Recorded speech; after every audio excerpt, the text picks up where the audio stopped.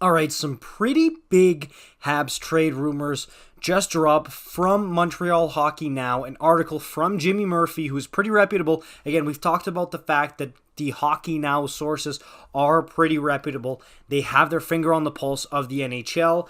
And he posted an article that says, Source, Canadiens, one of many teams interested in Beauvillier. Anthony Beauvillier of the New York Islanders, who honestly, if you ask me, I've watched, don't ask me why, but I've watched a ton of New York Islander hockey the past few years. He's one guy who's really jumped off the page at me. He's been linked to the Habs before. We know why, obviously, Quebec native, but hey, dude, a guy who on the island, to me, is sneakily a great player. He's very good offensively, and honestly, playing for the Montreal Canadiens, hometown team, fire under him. You guys know how I feel about this. I think it would be awesome. The kid's only 25, and he's only got 2 years left on his contract at over $4 million.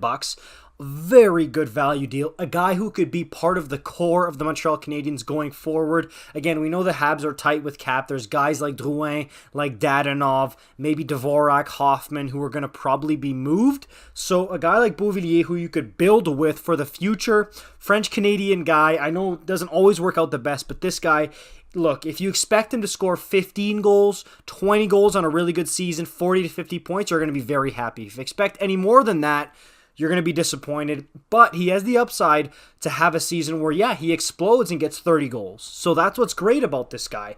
But in the article, they mention a few different things. Obviously, it's well known around the NHL that Lou Lamoriello and the Islanders are trying to clear space so they can sign Nazem Kadri. One of those deals might be Beauvillier. We've talked about Barzal. Well, I haven't talked about it, but I've seen Barzal a lot in the rumors as well. But hey, apparently Kadri, there's got to be some room made for him to sign on Long Island, and Beauvillier might be one of the cap casualties for that. And here's the most interesting part of the article, in my opinion. So if we look at what was said here, quote, the problem is Lou wanting this or any trade right now to be a pure cap dump by him, the source told Montreal Hockey Now on Tuesday. With the Montreal Canadiens just $248,000 below the salary cap right now, they would need to be sending a player back to the Islanders with a cap hit equal to or directly just under Beauvillier's $4.1 million AAV.